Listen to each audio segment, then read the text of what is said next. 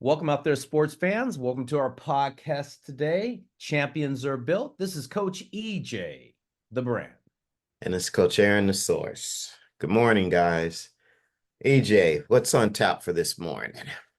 Hey, Aaron, I tell you, celebrations, celebrations, celebrations. What is all the celebrations about these days? You have guys celebrating when they hit a home run and their team is down by 20 runs. You got celebrations when they cross the finish line and they finish fourth place and they're doing all these gyrations and dances.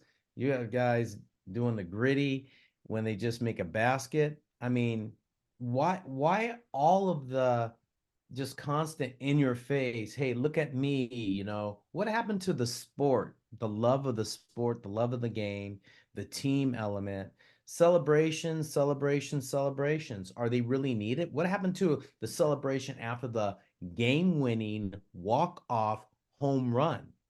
Not about just the single. I mean, I'm talking about a real celebration where the guy hits a home run and they win a game and it's a big deal. Now it's like they're doing this stuff when it's like the third inning and they're down by 10 runs, man. The guys out there doing stuff and all they jump up together in the group and they go boom. I mean, what are we doing, Aaron, with all this in all sports now? Why is it so prevalent? What's the reason behind it? I think we should just do a little deep dive into this a little bit. It's kind of funny, it's kind of hilarious, but that's a topic we should talk about. Well, yeah, I think there might be three things if I can remember all three, but they just kind of came to mind when you're talking. One, I think, is this is a generation that grew up on the rainbow and unicorn stickers. And I think this generation, for good or bad, is used to a lot of praise being heaped on them for what we might consider what's already expected, what's mundane or mediocre, Mm-hmm. performance. So that's my sociological take on Right. it. The second thought that I have is it's clicks.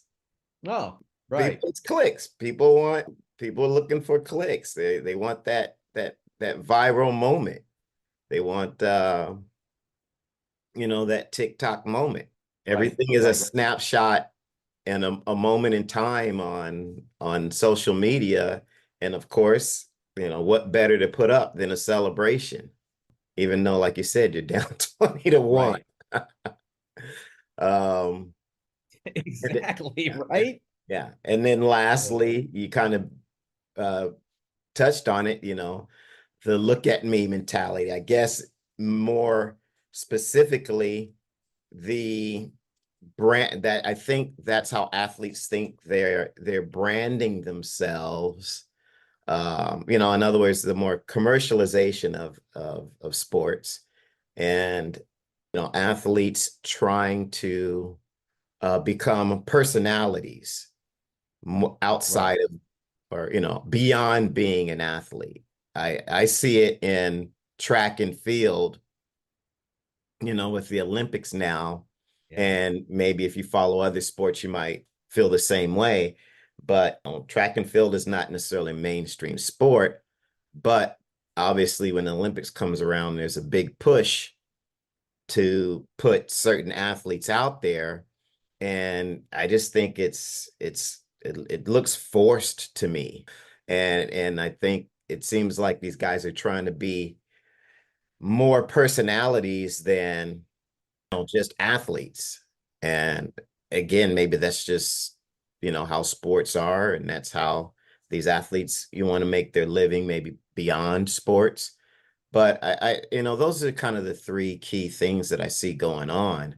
I was talking to a friend of mine just the other day, and they were talking about the Olympics and Mm-hmm. track and field, and they've got Snoop Dogg and Kevin Yeah. Hart, and it's like outside of track and field, I like those guys, but I don't know if they really are bringing anything to the broadcast. I saw that. But again, I'm a purist of the sport. I'm an insider of the sport, and I'm not a pedestrian consumer who's just watching the sport because it's the Olympics. So maybe, there is some value in what they're doing and what they're bringing, and maybe it brings some more excitement and, things like that. And maybe what it is just to get eyeballs, because I think that's kind of what TV is all about. It's not Mhm, to I guess it's to entertain, but viewership, I think, is the number one thing. So again, mhm, it's eyeballs over substance. So but part of me says, well, hey, there's a lot of track and field athletes who have great personalities, who would be great on camera, who don't don't have of course, the downside is, yeah, maybe they don't have millions of followers, and maybe that's what they're trying to leverage.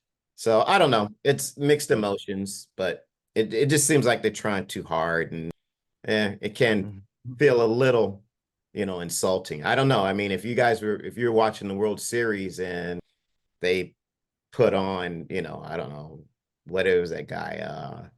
Who's the comedian? Dave the I've went Oh, Dave Chappelle? not Dave. Well, yeah, Dave Chappelle could be one, but I forgot Okay. the other guy. Tim the Toolman Taylor, Oh, yeah, exactly, It's right? like, what's this guy doing here? Right. So I don't know. You But know, again, it trickles down to youth sports. And that's kind of absolutely. where, if I'm going to have an issue, it's probably more of that. Yeah. So anyway, some opening thoughts. I think it's good. I look at it this way, Aaron, and you're right. I think the youth sports is all entertainment. Um, but I'm gonna go back to this question: is sports becoming really entertainment now? I mean, you said something about the Olympics with Snoop Dogg. I looked at him yesterday, and him and Mike Triaco's got a little desk, and they put Snoop in his sports coat with NBC, and it's almost like a mockery to the games anymore. Like you instead of it having such a high prestige, it's like, okay, it's just and it's funny now. Is it Yeah. is it as serious as it really is? Is it about money from the entertainment standpoint?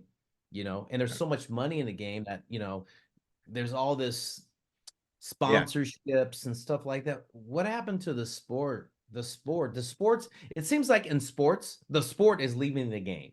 Yeah. Well, you know what? It's funny. Like the presence of, Mhm. Go ahead. Go yeah, ahead. go ahead. No, go No, ahead. I think sports leaving the game, man, sometimes. What are we doing? That's why I'm saying, what's going on with the beauty of the sport, the art of the sport? Where's that going now? That doesn't seem like, are people, you look at different running styles. And I think track and field is fascinating to me, Aaron, because I watch guys in their running styles, and that was so entertaining to me to watch. Like, how could Michael Johnson run different than Carl Lewis? What makes him, and Usain Bolt? And I was always, just looking at that, like that's an art, man. What's happening to the art of all the sports? Well, I think and it's funny you mentioned this because, again, I was having that conversation with a friend of mine just the other day, and I just basically said, it's like it's the dumbing down of sports. And in track and field, it's been the whole push for the medal count. How many gold medals? How many? And you can see, of course, watching the Olympics this morning. Oh, the medal count is, China has 3 gold medals, US has 2, and it's like they don't.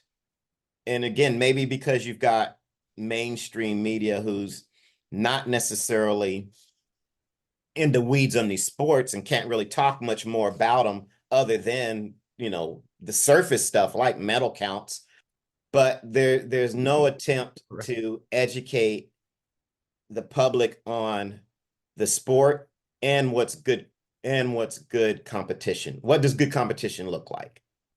Like I said, in track and field, they fed consumers so much about just gold medals, world records, things like that, people can't appreciate a great competition that doesn't, result in a world record. Mm, And I was reading a short thing this morning on Katie Ledecky where she got beaten like the 400 yeah. something swim, and she's one of the most decorated swimmers. And how could she get beat? Da da da da. And this other girl from Australia who beat her, she was a very good athlete in her own right and had beat her before, in the Right. last Olympics. And of course they go through Twitter and all that sort of thing, and people's comments are like, "What happened? And why didn't she get gold? And what's going on?" And it's Yeah. like she got a bronze medal in the Olympics, and she's not even at her best events yet. But Right. you get this kind of expectation that isn't unrealistic, and I think the girl who won either did an Olympic record or world record, and the appreciation for that performance goes out the window. Right. I And then mean, there's a girl who was in second who also beat Ledecky, who had a really great time and was really competitive with the leader. So it's that kind of stuff that they've kind of laid the groundwork for, those type of, I don't want to say ignorant, but uninformed responses to good athletic performances where they're not appreciated. right. And maybe that's going down now to the youth stuff, whereas, if it's not spectacular, uh, it's not appreciative. So I don't know. I mean, baseball went through it for a time with the Bash brothers and everyone wanting to see home runs. And That was fun, by the way. yeah, yeah, it was. It was Um, fun. It was fun because you know what? Um, it was fun because you had these athletes hitting the ball really hard. yeah, And then they started talking how did they hit the ball so hard? And no one was talking about launch angle then. And I right. thought that was the most interesting thing, not to get off subject with you. I didn't mean to interrupt you with that, Yeah. but I mean, But my question to that is, or my statement to that is, was it sustainable? No, it wasn't. Okay, so how can any of this stuff be sustainable without manipulating the sport? So now are we manipulating the sport for the consumer value of it, or are we trying to stay true to the roots of the sport? So if that was the case, why don't they just make the ball lighter or whatever they need to do, or why don't they just fix the bats so that you're just getting more home runs? Just give it, and then it's still a level playing field if everyone still has a hot bat, right? They'll right. see more home runs. So why didn't baseball, do that? There's timing clocks and all these other things now, that where they're trying to make the game shorter and all these manipulations to make it more consumer friendly. Entertaining. Yeah, more entertaining. Right. Consumer Um, friendly. Entertain. It's sports entertainment. Goes back to what I said the opening question is sports becoming more entertainment?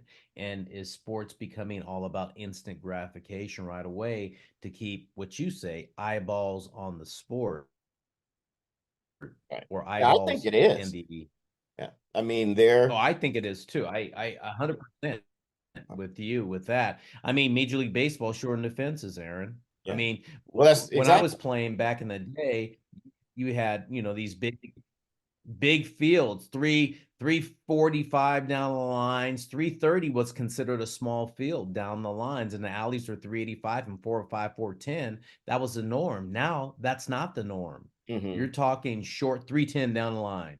Mm, Weird configurations. So you could have pull hitters hitting the ball out of New Yankee Stadium versus, here you are in Houston with a railroad in the back. I mean, a railroad station in the back, and I mean, they're doing things to make it entertaining for the average consumer. It goes back to your story about the decorated athlete, and it's not her best sport, and she wins third base, and I mean third place, and runs a bronze in a sport where she's not there. That's not her best event. Yeah. But that should be, something needs to be said like, hey, that's not our best event, but what amazing feat. She won a bronze medal, and these other two girls who beat her before are really great swimmers. Like, appreciate that world record, that personal best. What happened to that? And it goes back to a subject that you is that on television, are we not getting the right people talking about the art of the sport? The Olympic heroes who have gone through that, telling, this is what makes this sport unique, and this is what you have to do to become good at that. Those stories to me were entertaining, and also it gave you a sense of what it took to be an Olympic athlete, or to be a Major League Baseball player, or to be a basketball player. Those commentators, those ex-athletes, those people who were authorities in the sport, it was about that. And it goes back to celebrations, instant gratification. What's cool about Snoop Dogg? Look, Snoop Dogg's got his USA stuff on and talking about the national anthem, and how it made him feel, and he's with his family, and it looked like hope sometimes. I thought it was entertaining. Like, is this serious? Or is this a joke? Or is this supposed to be comedy? It's all about now.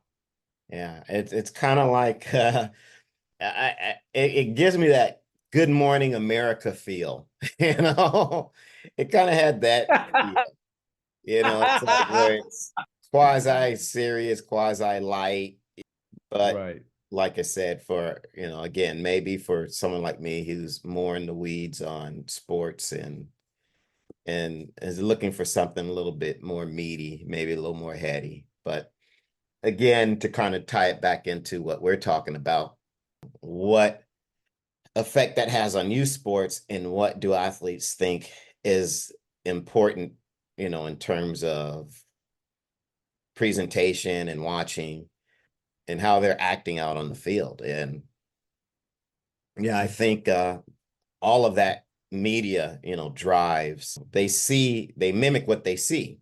And if that's kind of what they're seeing on TV, then they're thinking that's what wants to be seen, or that's what's important. And so that's what they do. I don't know. Right. I think you're right. Aaron, I've got a prediction, Aaron. I think this is pretty entertaining.